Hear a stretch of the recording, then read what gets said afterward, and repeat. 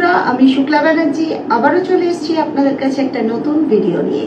আজকের আমি আপনাদের সঙ্গে শেয়ার করব কি করে খুব অল্প উপকরণে খুব সহজে বোঁদে তৈরি করে নেওয়া যায় বাড়িতে। তার জন্য 1 বাটি চিনি 1 বাটি জল দিয়ে একটা পাতলা রস তৈরি করে নেব। কোনো তারের দরকার নেই।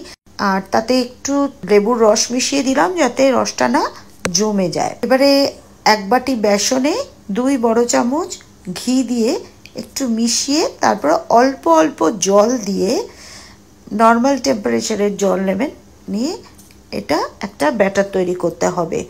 একদম যেন কোনো রকম ডেলা না থাকে, একটা স্মুথ ব্যাটার তৈরি করবেন। প্রয়োজনে বেসনটা একটুখানি চেলে নেবেন। এতে সামান্য নুন দিলাম।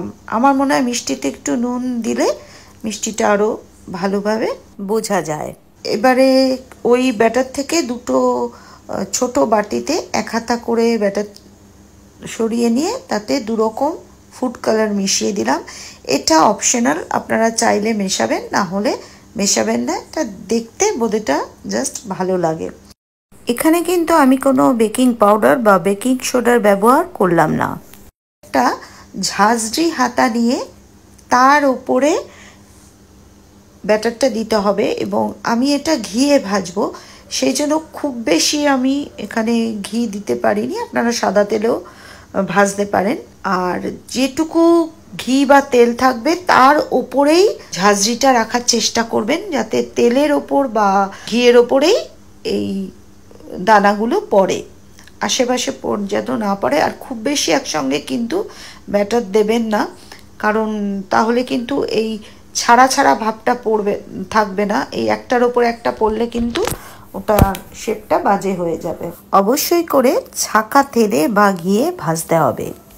এইভাবে রং বেরঙের সবগুলোই খুব অল্প আঁচে ধীরে ধীরে ভেজে নিতে হবে। আজ কিন্তু একদমই বাড়িয়ে ভাজবেন না, তাহলে এগুলো পুড়ে যাওয়ার সম্ভাবনা থাকবে। প্রত্যেকটা রং আলাদা করে করে এইভাবে ভেজে নিতে হবে। একটু চেষ্টা করলে এটা পেরে যাবেন। এটা একদমই সোজা জিনিস, নিজে থেকেই দেখবেন খুব সুন্দরভাবে এই একটা বল তৈরি হয়ে যাবে। ভাজা হয়ে গেলে এবারে গরম রসে কিন্তু এগুলোকে দিয়ে দিতে হবে, রসটা গরম থাকা অবস্থায়।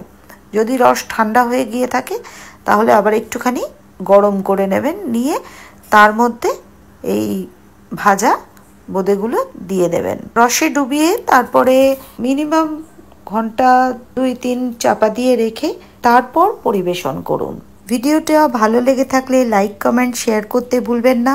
ফেসবুক থেকে দেখলে ফলো করে পাশে থাকবেন, আর ইউটিউব থেকে দেখে থাকলে সাবস্ক্রাইব করে নেবেন।